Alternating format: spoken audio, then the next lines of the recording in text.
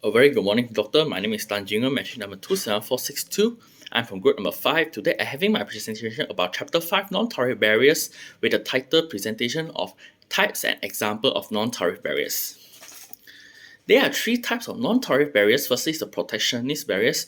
Protectionist barriers are intended to safeguard specific native business as other countries' expenses.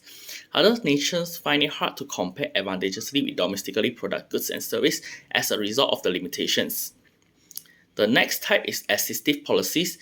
Assistive policies are meant to protect domestic sectors and enterprise. They will not outright restrict trade with foreign countries. Furthermore, they carry out the acts that may endanger free trade with other countries.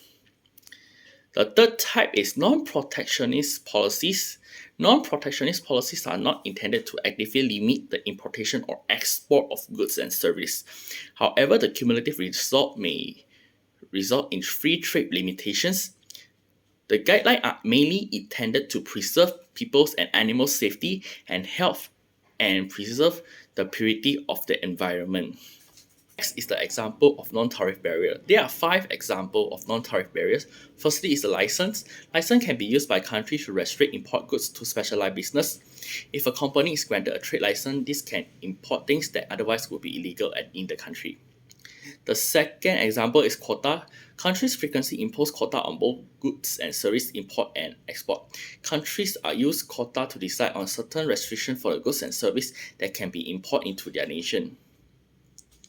The third example is embargoes. Embargoes happen whenever a nation or group of countries legally forbids particular goods and services from being traded with another country.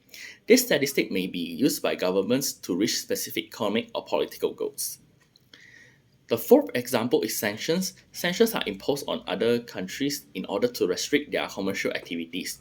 It also increases the administrative behavior and extra trade-related procedure that hinder or restrict a country's capacity to export are example of sanctions.